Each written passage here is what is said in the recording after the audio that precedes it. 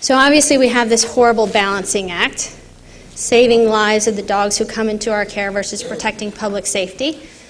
Take a step back and say I'm primarily going to be talking about dogs when it comes to this lecture. Cats are kind of an entirely different picture. There are social and emotional costs to owning aggressive cats, no question about that.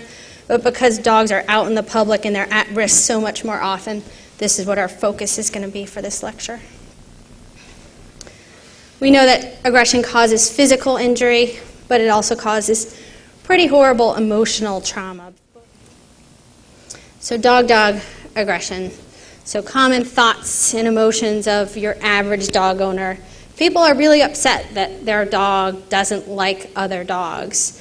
If you're an outgoing, friendly person, you want your dog to be an outgoing, friendly dog, and it can be horrifying to you to get a dog because you want to take it to dog parks and you want to socialize with your friends who have dogs, and your dog doesn't like to be around other dogs. And very upsetting, and something that people just can't understand. He's a dog. Why doesn't he like other dogs?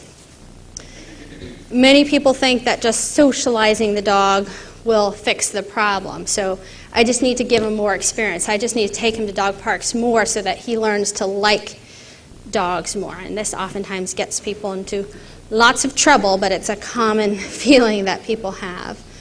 And then there's also the thought of no matter what type of aggression, whether it's aggression towards cats, whether it's aggression towards people or dogs, does this mean that he will also behave aggressively? If he's aggressive towards dogs, will he also behave aggressively towards children? Will he also behave aggressively towards cats? And that relates to the question of predatory drift and all that type of thing. And what exactly does aggression mean? And it can be very, very upsetting. People don't like to accept the fact that their dog has aggressive behavior. We all like to think of our dogs as being perfect and friendly, and when we look at these questionnaires of people talking about their dog's personality, many people don't like to call their dog aggressive if he's aggressive, because 99% of the time he's this wonderful, friendly dog. I don't want to label him as aggressive, and it can be very emotionally upsetting to people.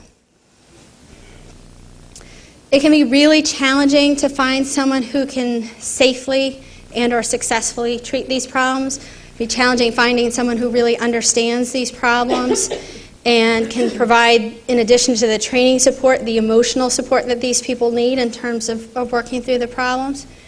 It can be really challenging to find what I call guinea pigs, strangers out on the street and strangers out there who are willing to, here's my aggressive pit bull, he doesn't like people, can you help me? Most people say no. I live in Boston where there's a muzzle ordinance for dogs, and I actually live outside of Boston now, but when I first moved to Boston, I'd walk Wapo down the street, and people would cross the street when they see him. So people didn't want anything to deal with him at all, let alone give him a treat or something positive.